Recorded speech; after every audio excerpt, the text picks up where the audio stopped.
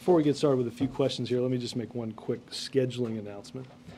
The President will travel to Lorain County in Ohio on Friday, January 22nd, the next stop on the White House to Main Street tour.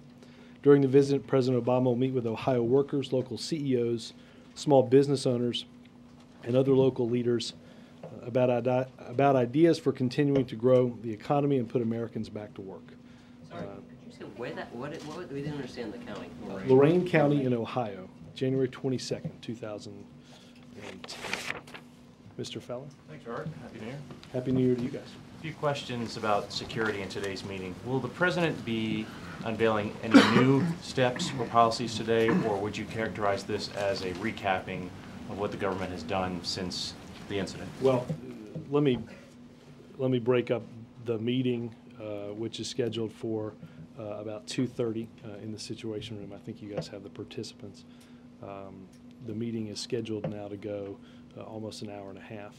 At the conclusion of the meeting, the President will make a public statement. I think, not getting ahead of what he'll say, I think you'll hear the President give a candid update on where we are in the review, outline the specific steps that have been taken to strengthen security in our country, in particular our airports, over the past several days, and go through some timelines about additional security announcements that may be forthcoming. Questions? Say again? Questions? No, he's just making a statement. So additional steps that may be forthcoming, but, Yep. but not necessarily steps to be announced today. Right. Will he be challenging the agency heads about, in their purview, what went wrong and seeking some accountability there? Ben, as you know, the President requested this review right after the incident that took place on Christmas Day. Many of those reports, the reports have come in. Some of one agencies came in a little bit late because of an incident that happened that you all are aware of. The President has had an opportunity to review those initial reports with Mr. Brennan in the Oval Office for about an hour yesterday, along with other members of his national security team here at the White House. I think you heard the President's statement over the break, Ben. The President has a series of questions that he's asked all of us to look into, and he'll start going through those questions and looking for answers that are satisfactory to him and to the American people. Is there any talk within the White House, to the degree you can speak about this, about any kind of military response against suspected terrorist training facilities in Yemen, for example? I don't want to get into information like that. Obviously, you should pose also that question to the Pentagon. I think suffice to say, and you've seen this over the past several weeks, we are strongly supportive of the efforts by the Yemeni government to take strong action and root out terrorists that are members of Al-Qaeda in the Arabian Peninsula. We'll continue to do so and continue to be supportive of those efforts. Yes, sir. The President's come back from the holidays with quite a bit on his plate, and now he left with quite a bit on his plate. So yeah. Still there on Yes. his return. True. Now counterterrorism has shot up the list and taken greater prominence than anyone would have expected because of the bomb plot. The question is there any concern within the administration that this may distract him from his other domestic priorities, such as jobs, economic recovery, and health care? Yeah, first of all, the President understands and believes wholeheartedly that keeping the American people safe and secure is his first job. Nobody here would ever describe that as any sort of distraction. Secondly, I think if you look at, and you'll hear the President discuss this today, the actions that we have supported in Afghanistan, in Pakistan, in Somalia, as I just mentioned to Ben, in Yemen, are not things that have happened since the 25th of December. Those things were happening, have been happening for quite some time. So the notion that somehow this got put on the President's plate in the intervening 10 days, I think is something, given the amount of time that he spent working on these issues, I don't think I would agree that somehow this is something that's been put on his plate over the last few days. These are obviously threats and places in the world that are supportive of terrorists and terrorist organizations have been something the president has been dealing with since the transition before he was even sworn in. But arguably the president would have come back from the holidays to deal with things like job creation, economic recovery. He spent his first day back yesterday and a large chunk of the day in meetings that are very intensive meetings about how to fix the problems on right. But I guess my point would be, Matt, that I don't think that we didn't have a mindset that this problem didn't exist prior to December 25th. The president spends, as you know, each day getting a daily intelligence update. Nobody's saying that. They're saying you blew it. Helen, let me just answer Matt's question, and then we'll get to your question. The president has spent part of every day since he's been here working on terrorism, working on terrorist threats, working on dealing with extremists. We've talked about Afghanistan. We've talked about Pakistan. We've talked about many of these issues. You know, I wouldn't quibble with the fact that the president has a full plate. I don't think that you would find that the president would find his plate altogether a lot fuller than it was, quite honestly, just a few days ago. He's used to carrying around an otherwise full plate. Jake?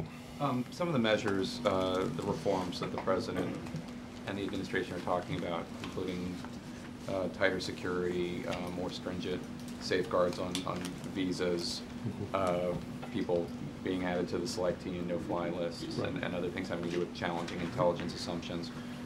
Can you look at Abdul Muttalib's path from Yemen to Ghana to Nigeria to Amsterdam to Detroit and tell us how these new reforms would have perhaps detected him along that path? Well, let me not get into that. I think the president will begin to get into that some today and in the coming days as the review continues and wraps up.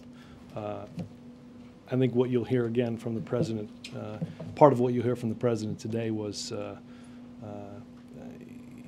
is to go into a number of steps that we have taken, but also to walk people through the systemic failure that the president pointed out had happened in his remarks last week. He also, in his remarks, mentioned human failure. And so far as I know, nobody has lost their job or been reprimanded. Not to pick on Admiral Blair, but it is the job of the Director of National Intelligence. Specifically, that job was created to connect the dots. Is anybody at all going to lose their job over this? Well, again, Jake, the review is ongoing. I think you'll hear the president begin to address aspects of that review today. I think the president is anxious to sit down. He's obviously spoken with a number of these individuals over the course of the many days, and he's anxious to sit down with them as a group and walk through this. I think the president has discussed ensuring that adequate steps are taken to ensure the American people's safety, and that's what he'll be discussing and working through today. One final question, if I may. How cooperative has Abdul Muttalib been after he was arrested and since he got a lawyer? The subject, as you know, was taken from the plane in Detroit. FBI interrogators spent quite some time with him. I don't want to get into all the specifics, but I think they would agree, and I would say that he has provided in those interrogations useful intelligence. And since you got a lawyer, anything? I'm not going to get into all of what he said, but again, I think that the interrogators have believed that he has provided them with useful intelligence. Yes, sir. Thank you, Robert. What would the president say to the American people who have deep concerns that some of the same questions that are being asked now were asked after 9/11? All these years later, obviously there's been some breakdown, communication breakdown, information sharing within the intelligence community. I think the president will get into some of that today. I think I think the American people will hear directly from their president today on some of those failures. I don't want to get too far ahead of the review itself. I think there are some substantive differences from what we saw in the pre-9/11 days that have and were addressed between that incident over the past 8 years. But there is some skepticism, though. There are some. Well, hold on a second. I think while there are some, while this involves intelligence, I think some of the problems are not completely analogous to. You'll hear the president talk about that. I think you heard John talk about that over the weekend, and I think the president's charge in these reviews, both in the watch listing and in the detection capabilities review that's being done by the Department of Homeland Security. Look, the president is as frustrated as I'm sure many American people are. We've spent a lot of money in the intervening years. We have set up new positions. We've stood up new agencies, so to speak. We have to ensure, and I think the president will strive to do so, to reassure the American people that all that can be done is and will be done in order to protect them. A question on health care.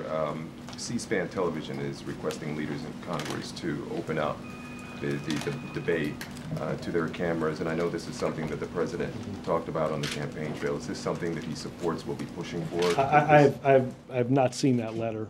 I know the president's going to begin some discussions later today on health care in order to try to iron out the differences that remain between the House and the Senate bill and try to get something hopefully to his desk quite quickly. Helen? Can I have a couple of questions? Yes, ma'am. Before Pearl Harbor, the Navy didn't talk to the Army, War Department didn't talk to. Was there a lack of coordination on all the security information we've had? And what is the core reason you think, or your president thinks, for terrorism? It was your president too, Alan. So just What do I think? No. You asked me about my president. We have the. I thought it was our president. Well, I agree. You added a Y to our and somehow came up with your. Go ahead. I'm sorry. I interrupted your question. Is there any in our. coordination? Don't you have a coordination fallacy? Right. Failing on intelligence? Right. Well, look, building on what I just talked about with Dan, I think the president said quite clearly there was a systemic intelligence failure. Breakdown. Yeah, the president will discuss that more today and what the review has preliminarily shown, and we'll begin to go through some of the things that we have done, as well as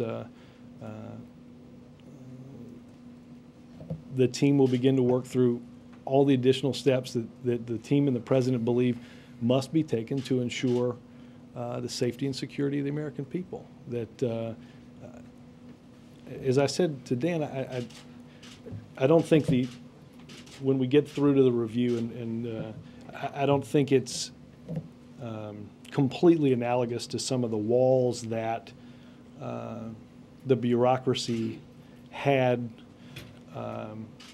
constructed prior to 9/11. I think some of that obviously has been knocked down, and there's a greater amount of information sharing, and there's a greater amount of sheer intelligence that's collected. The president wants to know where the systemic failure happened and what we're going to do to ensure that we can do everything in our power to make sure it doesn't happen again. I think you'll hear the president talk about that. Possible? And also, what is the core reason why they want to blow us up? I don't know that I'm the best person to speak for some of their actions. Having information, you said. Well, look, again, I think that for whatever awful and murderous reason that people seek to get on planes and do innocent people throughout the world harm, I can't speak to the type of deranged mentality that leads somebody to do that. You don't know who's motivating all this? Well, I can certainly name a few of them. I think the president, though, his job is to, in this instance, do all that we can to ensure that every step is taken to prevent it from happening in our That airplanes. isn't answering my question. Maybe that I misunderstood. I did. What is the core reason? Had the administration decided why these things Well, happened? I think there are a number of reasons, and I think they have stated in various messages and videos all sorts of reasoning for why they seek to do what they do. I don't think any of it in any way would ever rationalize the actions of what we saw on Christmas Day. Chip. I'd like to return to her original question. There are some people who believe that the only reason this was not a catastrophic disaster was luck, that Abdul Muttalib screwed up in making this device work. And as Helen said, a lot of people believe the president and his administration simply blew it. Would he agree with that? I don't think I'm going out on a limb to say the president has said was a systemic intelligence failure. Yes. How about in that word? The average person would say they just blew it. Is that going too far? I don't know what the substantive difference between the two are. Okay, so it's the same thing, basically. I think the president quite clearly said that a failure of our intelligence services happened in allowing what we saw on Christmas Day to potentially transpire. Absolutely. I think the president said that about a week ago. Does the president take any personal blame for that? Does he believe that he did not pay enough attention to these issues in his first year in office? I don't think that's the case. No. So the fact that he had this incredibly full plate did not, as you say, distract him from spending the time needed to. No. We've spent an awful lot of time talking about. You've asked me a lot of questions, most of which I can't answer on camera, about different activities, and the president. Nothing has distracted the president from keeping us safe.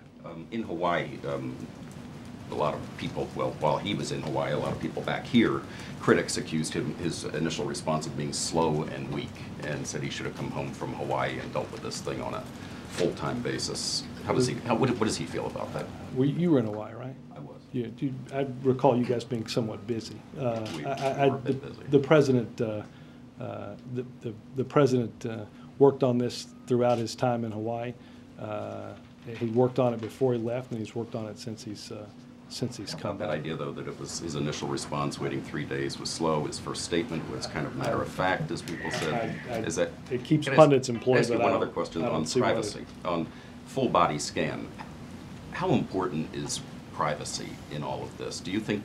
Does the president believe the American people just have to get used to the fact that they're going to have to undergo these embarrassing procedures?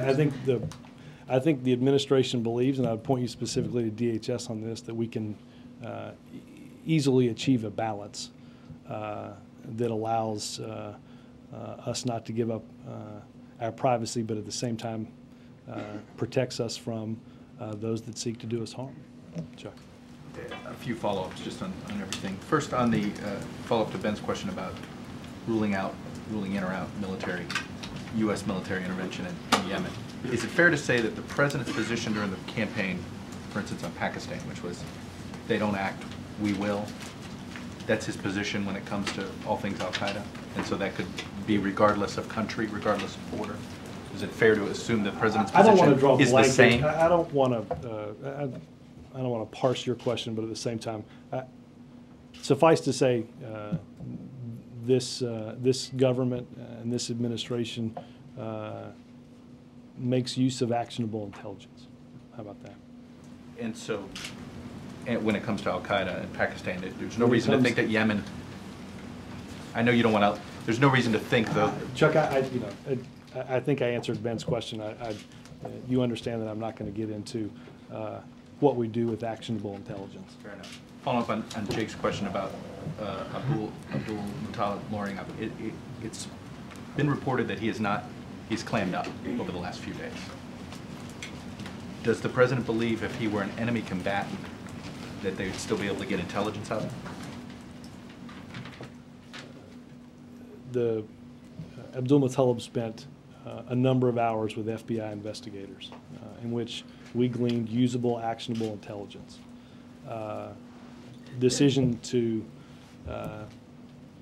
Decision was made in this case similar to previous decisions that have been made with Richard Reed, with Zachariah Moussaoui, with Jose Padilla. The FBI investigators believe they got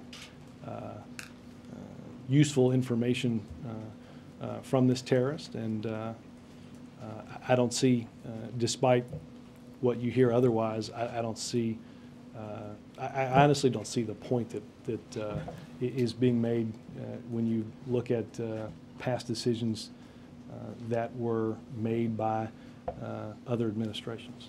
You said that the FBI got actionable intelligence.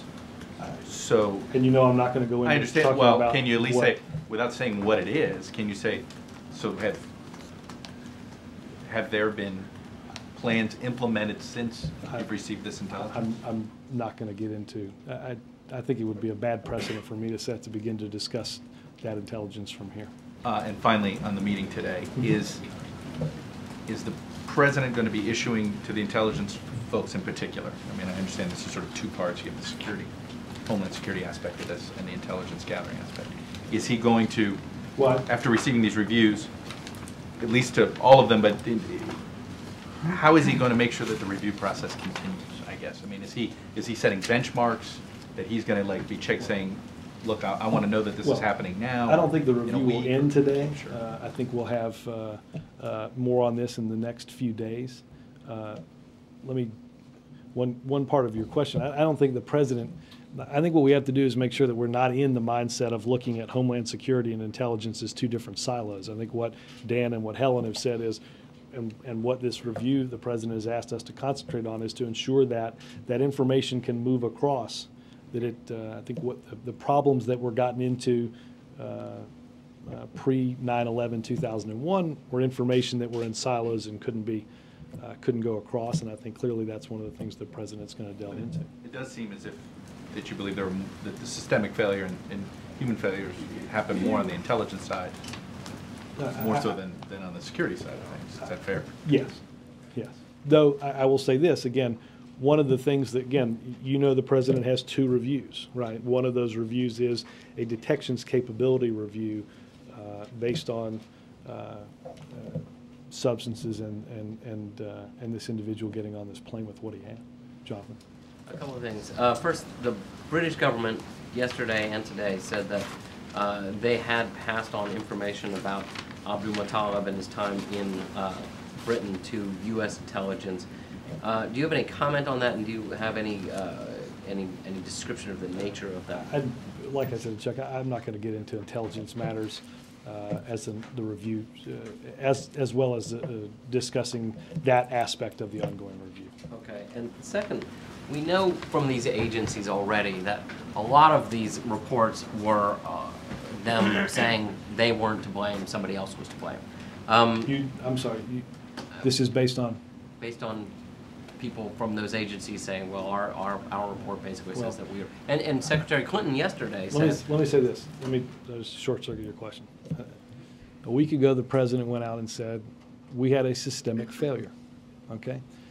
When the president did that, we're going to move beyond agency finger pointing. We're going to break down whatever silos exist from information being collected and shared. That came from the president. I don't think anybody should misunderstand how that should flow to each and every agency. This is a far more serious game than trying to figure out which agency can blame which other agency. That's not the point.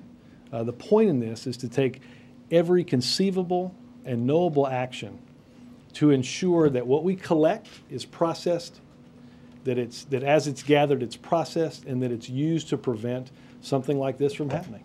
The President will ensure, and I can assure you today, that the President will discuss this in the Situation Room. The President will not find acceptable a response where everybody gets in a circle and points at somebody else. And the American people won't accept that. Yes, sir. Can you give us a little bit on what the President intends to talk about with Democratic leaders this afternoon? Is this going to be an actual negotiation? Are they just trying to set up a process for considering the health bills? What's We'll have a few sentences of a readout afterwards. Obviously, they will talk about. Look, I think in terms of talking about health care, they'll talk about the great, vast majority of the two bills that coincide, and we will, I think, begin to talk through how we work out what limited number of differences there are. Okay, and there's been some talk of not having a formal conference committee on Capitol Hill, to just sort of do this informally, probably behind closed doors. Does the President have a view about whether this should be an actual conference committee or just be negotiated out? I think the President is anxious to get the differences worked out and get a bill to both houses and passed out of them. I think you can go back and look through the past many years and see where situations where they work out the differences between two bills. It happens very similarly to what the President is engaged in now. Just lastly, why can't you answer the C-SPAN question? I did. Well, you didn't, because you I said I hadn't seen the letter, which I haven't. Why do you need to see a letter? I mean, this is something the President said during the campaign, and he talked about he wants everything open on C-SPAN. Dan asked me about the letter, and I haven't read the letter. So I'll just ask you about having it on C-SPAN. I understand. I answered Dan's question, and I answered this before we left for the break. Keith, the President, number one priority is getting the differences worked out, getting a bill to the House and the Senate. We filled your newspaper and many others with the back and forth and the details of what's in these bills. I don't want to keep that from continuing to happen. I don't think there's anybody that would say that we haven't had a thorough, robust, now spanning 2 calendar years debate on health care. Juliana? There are a lot of reasons not to do it on C-SPAN. People could showboat. Does he regret making that statement during the campaign? No. Juliana? You talked about the agency finger pointing, but does the President feel like that he can conclude sort of which agencies dropped the ball more than others, and do we expect to hear that later today? I think the President will be candid about what we found, and I think in the coming days we'll have more on what happened and why. And does he still, getting back to Jake's question, does he still have full confidence in Blair and Panetta? He does, and the President will, and those agencies will continue to take part in this review process, and we'll continue to find out what happened. And then one last question. Friday is the next jobs report. I'm not going to ask you to guess what's going to happen. But the last time I did that, the market went haywire. Exactly. But does the President I need a short have... stock, so Yeah, just write down what I say, not what you thought I said. Over the past few months, though, around the jobs report, the President's had events, be it the Job Summit or the Allentown event. Is there anything planned this week? I don't think there's a specific, the President will make comments about the report. I have not looked through the block schedule, but I don't, there's no travel that's planned for that day. Or anything here, any sort of... No, like I said, he will do a statement and respond to the jobs report. Yes, sir. The President said he would hold people accountable. Can you define what that will be and how the American people will know it's happened? Major, I think I discussed this earlier. This is accountability as part of the ongoing review. You'll hear the President talk about where we are in that review process as that review continues. Does accountability necessarily mean someone needs to lose a job? I don't want to get ahead of the end of the review. So it's possible that accountability would not include someone losing. That doesn't have to be a necessary measure of it. Is that correct? I'm going to wait for the review to finish and announcements to come after that. Okay. The president also said that there were pieces of information that, had they been put together, would have prevented the suspect from getting on the plane. John Brennan said Sunday a couple of times that there was no smoking gun. Can you help the American people understand those two statements? Yeah, I think what you heard the president say and what you heard John say are the same in that, and you'll hear more of this from the president, and as this review transpires, information in different places, collected but not analyzed and shared as it should have been, added up, could have, as the president said, he believes, prevented this individual from getting on an airplane. Was there, I think what John was saying, was there one piece of all of this in one location in 2 or 3 sentences? I think what John said, the answer to that is no. So this was not a matter of inept gathering, it was the speed with which it should have been shared. Is that I think the president will address this directly today. okay? On health care, I just want to round out this conversation. Does the president believe that the standard that he set during the campaign, and it was more than once, you and I heard it several times, and it got favorable crowd reaction every time.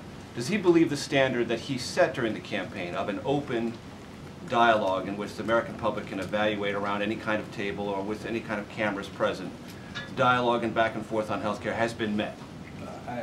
I think that, and therefore, there's I no don't need to think go the down this American road. people have, I do not believe the American people have lacked for information on what's in these bills, the political and policy arguments around different people's position. I think that's been well documented. Okay, let me put it this way. What's going to be determined in these negotiations is the final product. Right.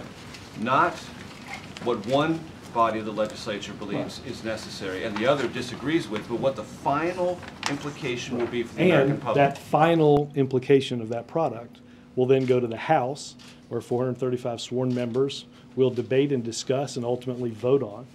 Then that final implication of the product will go to the Senate, where 100 equally sworn members will debate and discuss that topic.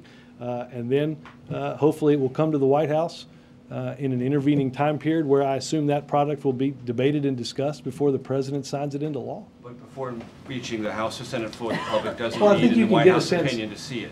I think you can get a sense of where you have at least the property lines of what we're talking about, because one set is in the House bill, one set is in the Senate bill, and it's different policy proposals that we've been talking about since it was a lot warmer outside than it is now. Last question. Back to I think we started 253. back when it was cold, and then it got warm, and now it's cold again. Back to Flight 253. You said this was an intelligence agency. Intelligence agencies fail. Did the State Department fail in any way? Yesterday, Secretary of State Clinton said, Look, we met all the interagency requirements. Is the president satisfied with a response like that? That interagency I don't want to single requirements out. were met, I'm not therefore gonna- everything's okay? Let me do this. I don't want to single out. You'll hear the president speak about this review later. I think when the president talks about systemic failure, he does not absolve any agency in this process as our review looks through what happened.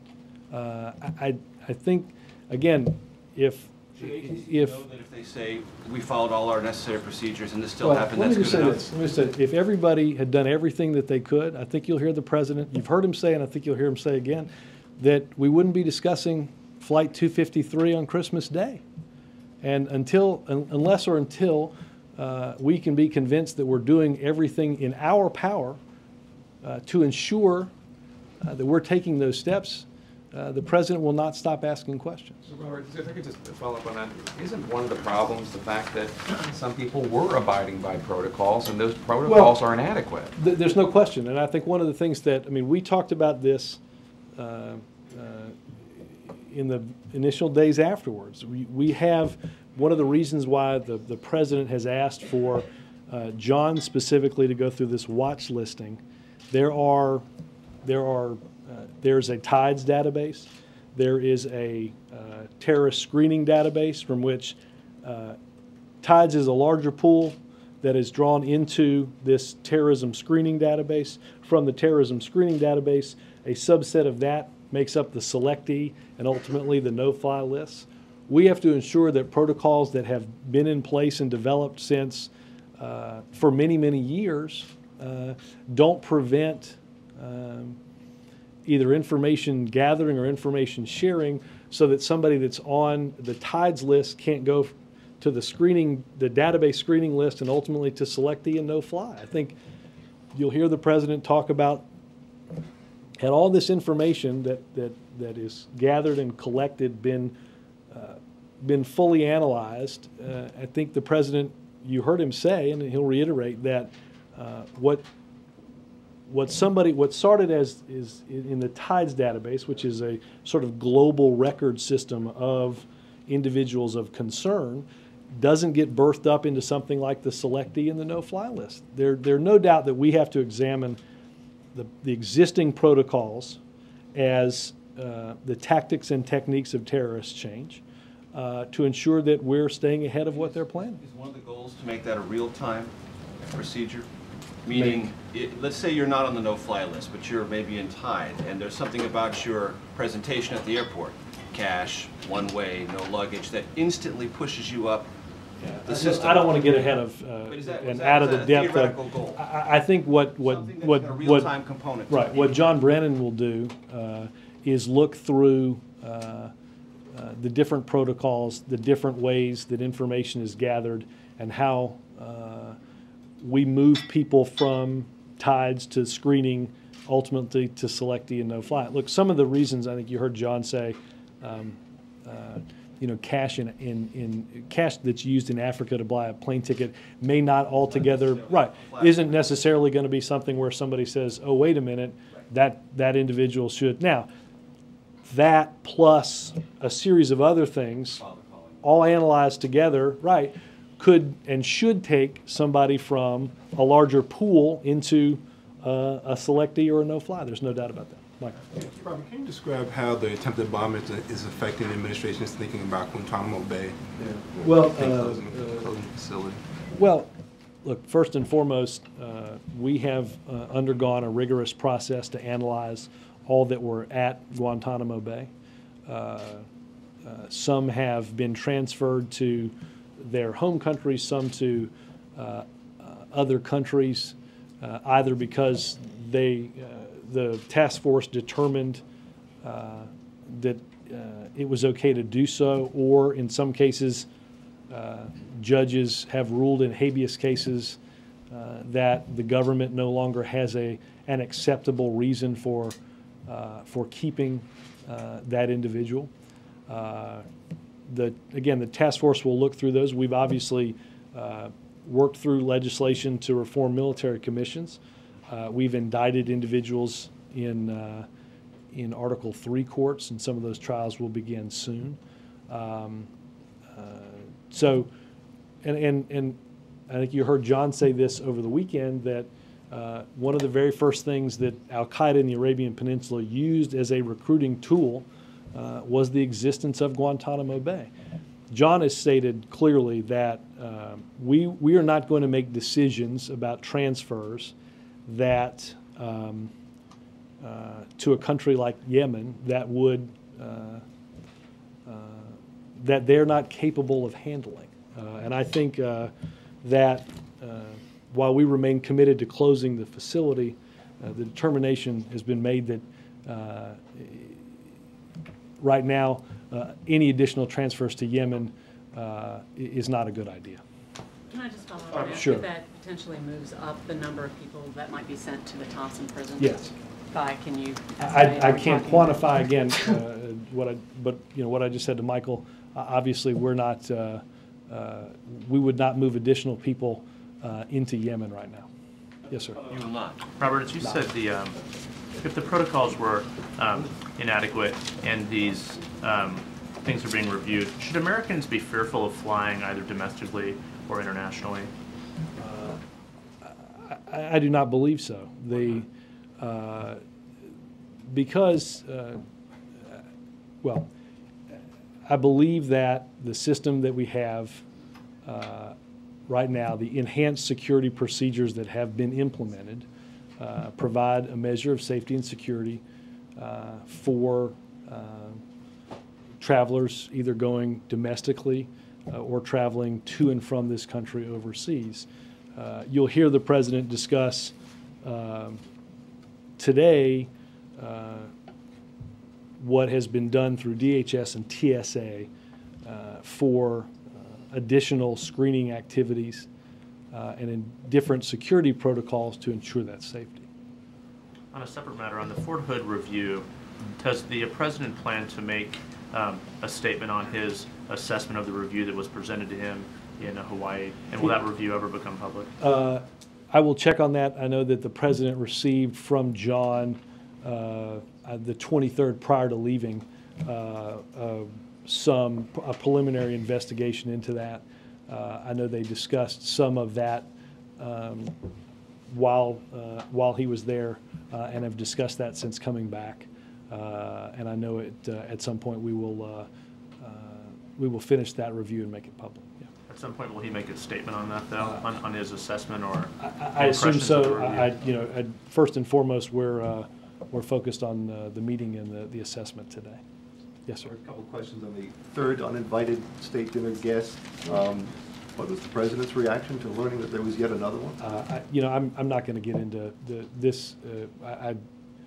Yesterday, we directed, and we will do so today, based on a criminal investigation, direct you to the Secret Service. But how does that affect the criminal I've just investigation? because I've talked to the lawyers, and that's the recommendation that was given to me.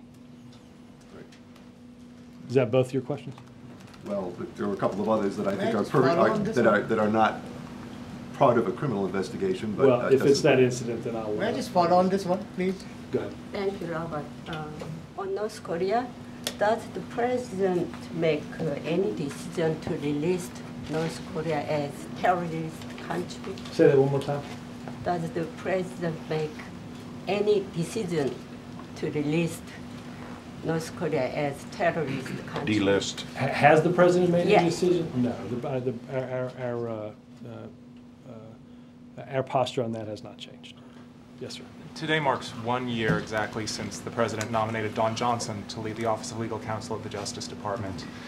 Does he plan to renominate her and the others? And more broadly speaking, how does he respond to criticisms from liberal organizations that he hasn't put enough muscle behind getting his judicial and executive branch nominees confirmed? I don't know what decisions have been made about nominees that have, as a result of having passed the year, need to be renominated. I can certainly check on that. I would say that we're proud of our record of getting individuals into government, though disappointed at the pace in the Senate in working through both executive branch and judicial nominations. Yes, sir. Thank you, Robert. You said earlier that the President had full confidence in Admiral Blair and Director Panetta, correct? Does he have the same confidence in Secretary Napolitano? He does. And there's been no sounding out of people outside the administration to wait in the wings for a possible shakeup? No. No. The other thing I wanted to ask was, do the intelligence chiefs who've been meeting with the President, do they feel the interrogators had enough time with Abdul Muttalib before the lawyers came in? My understanding is the FBI does believe so, yes. And the CIA? I have not talked directly to them. I can certainly look into that.